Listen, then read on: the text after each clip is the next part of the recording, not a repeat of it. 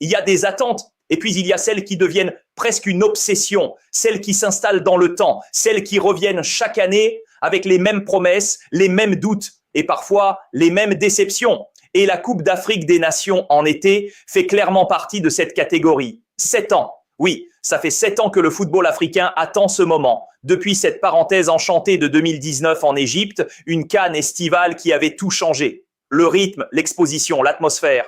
Une CAN qui respirait, une CAN qui vivait, une CAN qui existait pleinement, sans partage. Et depuis, des annonces, des reports, des ajustements, des « ça devrait se faire », qui finissent souvent en « ce sera pour plus tard ». Aujourd'hui, lorsqu'on évoque une Coupe d'Afrique des Nations programmée à l'été 2027, le débat ne se situe même plus au niveau de sa pertinence. Parce que sur le fond, il n'y a quasiment aucune contestation possible.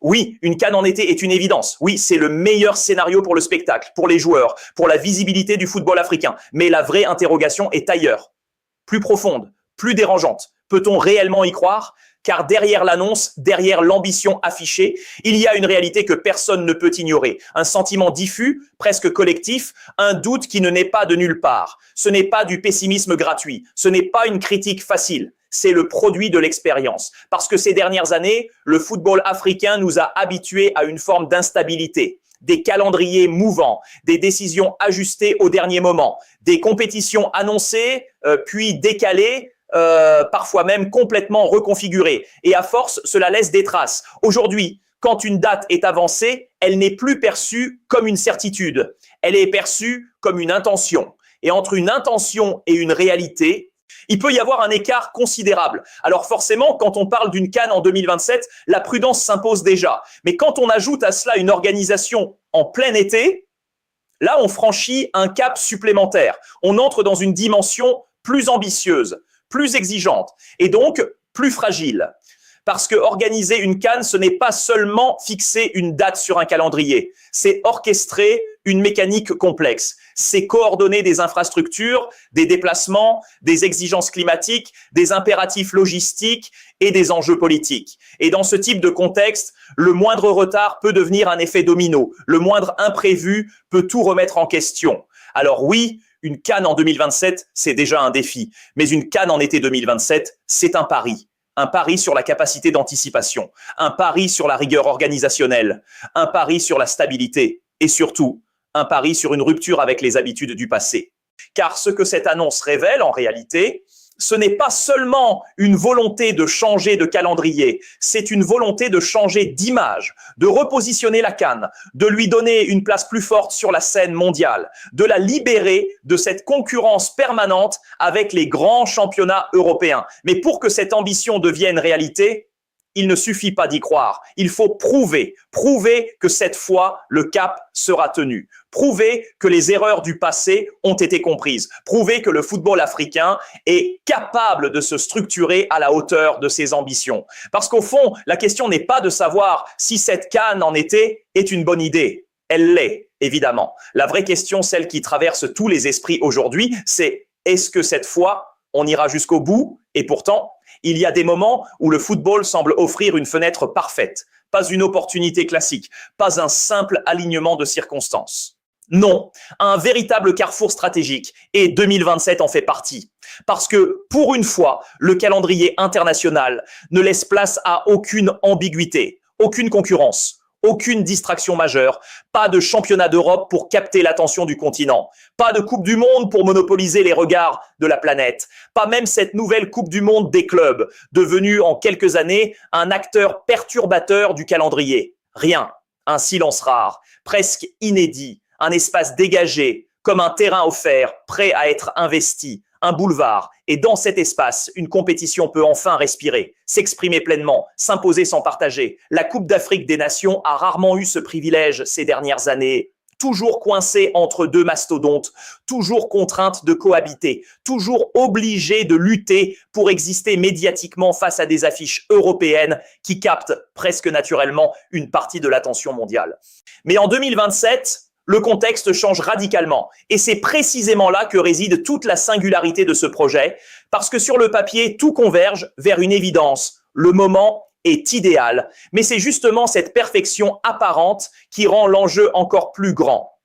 Car lorsque toutes les conditions sont réunies, L'exigence ne laisse plus de place à l'approximation. Il n'y a plus d'excuses, plus de contexte défavorable à invoquer, plus de concurrence pour justifier une exposition limitée. Il ne reste qu'une seule responsabilité, être à la hauteur. Parce qu'une CAN disputée en été ne se résume pas à une simple question de calendrier ou de température. C'est un changement de dimension. C'est une déclaration, une manière de dire au monde, le football africain ne veut plus s'adapter, il veut s'imposer. Une CAN en été, c'est d'abord une question d'image, celle d'une compétition libérée de ses contraintes habituelles, placée dans un environnement où elle peut enfin capter toute l'attention qu'elle mérite. Car soyons lucides, même les supporters les plus engagés, les plus passionnés ne sont pas totalement imperméables à l'environnement global du football. Tu peux vibrer pour la CAN, tu peux la défendre, la suivre, la vivre intensément. Mais quand, au même moment, un classico siffle son coup d'envoi,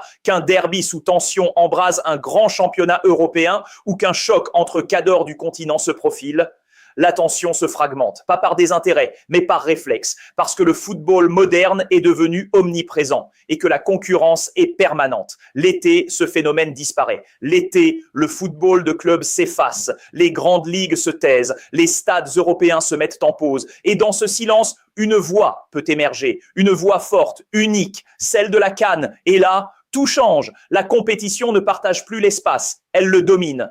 Chaque match devient un événement central. Chaque affiche capte l'attention globale. Chaque moment prend une dimension supérieure. Ce n'est plus une compétition parmi d'autres, c'est le rendez-vous. Et au-delà de la visibilité, il y a une question encore plus profonde, une question de respect. Respect pour les joueurs africains, respect pour les sélections. Respect pour une compétition qui, malgré son histoire, son intensité et son importance, a trop souvent été reléguée au second plan du calendrier mondial. Une CAN en été, c'est aussi corriger cela. C'est offrir à cette compétition la scène qu'elle mérite. Sans interférence, sans concurrence, sans compromis. Alors oui, 2027 représente bien plus qu'une simple édition. C'est une opportunité rare, presque unique dans une génération, une occasion de redéfinir la place de la CAN dans la hiérarchie du football mondial. Mais comme toute opportunité de ce niveau, elle ne pardonne pas l'erreur. Parce que quand tout est aligné, le moindre faux pas résonne encore plus fort. Et c'est là que tout se joue. Car si cette CAN réussit, elle peut changer durablement la perception du football africain. Mais si elle échoue, elle laissera le sentiment d'un rendez-vous manqué. Un de plus. Et dans une histoire déjà marquée par les occasions perdues, ce serait peut-être le plus difficile à digérer. Mais au-delà de la lumière, des audiences et de la vitrine internationale, il existe un facteur bien plus déterminant. Un facteur qui, à lui seul, peut transformer une compétition. Les joueurs. Parce que depuis trop longtemps, la Coupe d'Afrique des Nations se heurte à une réalité silencieuse, mais pesante. Des négociations en coulisses, des clubs réticents, des libérations tardives, parfois à la limite du bras de fer, des sélections contraintes de composer plutôt que de choisir. Et au final, une impression persistante, celle d'une compétition qui ne dispose pas toujours de toutes ses forces. Une CAN en été, c'est une rupture nette avec cette logique, c'est la fin des tensions inutiles, la fin des discussions interminables entre fédérations et clubs européens, la fin de ces situations frustrantes où un joueur arrive épuisé ou ne vient pas du tout. L'été, le calendrier parle de lui-même, les saisons sont terminées, les effectifs sont libérés, les obligations disparaissent. Et dans ce contexte, une sélection nationale peut enfin s'exprimer pleinement. Cela change tout. Parce qu'une CAN avec toutes ses stars, ce n'est pas seulement une question de prestige. C'est une question de niveau. C'est une intensité différente. Une qualité technique plus élevée. Des confrontations plus équilibrées. C'est offrir au public ce qu'il attend vraiment. Les meilleurs contre les meilleurs dans les meilleures conditions. Et là, la compétition change de dimension. Elle devient plus forte, plus crédible aux yeux du monde, plus spectaculaire dans son contenu. Elle cesse d'être perçue comme une compétition perturbée par le calendrier pour devenir une compétition choisie, assumée, pleinement intégrée dans le football mondial.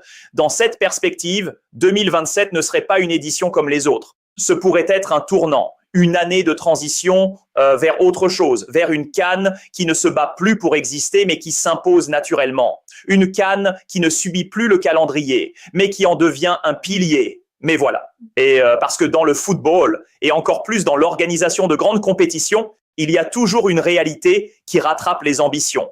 Un mais. Et ce mais, il est fondamental. Car au final, tout ne dépend pas seulement du calendrier, ni même de la volonté. Le véritable test, il est ailleurs. Il est dans la capacité à organiser, à anticiper, à structurer. Il est dans la rigueur des décisions, dans la cohérence des choix, dans la constance sur la durée. Parce qu'une grande compétition ne se décrète pas. Elle se construit jour après jour, détail après détail. Et cette fois, le contexte ne laissera aucune place à l'improvisation. Le calendrier est favorable. Le temps de préparation est élargi. Les conditions sont optimales. Autrement dit, tous les voyants sont au vert. Et quand tout est aligné, l'exigence devient totale. Il n'y aura pas d'excuses liées au timing, pas de justification liée à une concurrence extérieure, pas de circonstances atténuantes, seulement une attente claire. Être à la hauteur de l'opportunité. Parce qu'au fond, cette CAN 2027 ne sera pas jugée uniquement sur ce qu'elle promet. Elle sera jugée sur ce qu'elle prouve. Et dans une histoire où les ambitions ont parfois été freinées par la réalité, cette édition pourrait bien être celle qui fait basculer le récit, dans un sens ou dans l'autre. Les pays organisateurs disposent cette fois d'un avantage rare dans l'histoire récente de la compétition. Un luxe presque inédit à cette échelle, du temps. Et pas quelques semaines gagnées à la marge, mais un véritable matelas de préparation supplémentaire. Presque 6 mois de plus qu'un cycle d'organisation classique, 6 mois qui changent tout sur le papier, 6 mois pour corriger, 6 mois pour anticiper, 6 mois pour construire une compétition à la hauteur des ambitions affichées. Mais dans le football moderne, le temps n'est jamais seulement un avantage, c'est aussi un test, un révélateur. Car plus on dispose de marge, plus l'attente devient exigeante, plus la pression monte, plus l'erreur devient visible. Et dans ce contexte précis, une chose s'impose avec une clarté presque brutale. Il n'y a plus de place pour l'approximation. Parce que si cette CAN 2027 venait à être de nouveau reportée, il ne s'agirait plus d'un simple ajustement de calendrier. Il ne s'agirait plus d'un compromis logistique ou d'une adaptation technique. Non, ce serait perçu autrement. Comme un signal, celui d'un projet qui n'a pas tenu sa trajectoire, d'une ambition qui n'a pas résisté à la réalité, d'une promesse qui s'est diluée dans les contraintes. Et dans ce scénario, les conséquences dépasseraient largement le cadre d'un simple décalage. Car aujourd'hui, le calendrier international ne laisse plus de marge infinie. Il est dense, saturé, structuré sur plusieurs cycles déjà définis. Autrement dit, un nouveau report ne repousserait pas seulement une édition, il remettrait en cause son existence même dans son format actuel. Et c'est là que le mot devient lourd de sens, sacrifice, une compétition fusionnée, intégrée ailleurs, perdue dans un cycle plus large, privée de sa singularité, une sienne qui ne disparaît pas officiellement, mais qui s'efface progressivement dans l'organisation globale du football mondial. L'impact d'un tel scénario ne serait pas uniquement organisationnel, il serait profond. Sportif d'abord, car la régularité et la lisibilité de la compétition seraient affectées. Médiatique ensuite, car l'attention déjà fragile pourrait se fragmenter davantage. Symbolique surtout, car ce serait un signal envoyé sur la capacité du football africain à maîtriser ses propres grandes échéances. Et c'est précisément pour cela que cette édition 2027 prend une dimension particulière. Elle dépasse le simple cadre d'un tournoi. Elle devient un test, un miroir, un moment où le football africain se retrouve face à lui-même, face à ses ambitions affichées depuis des années, face à ses capacités réelles d'exécution, face à la cohérence entre les discours et les actes. Alors la question devient inévitable.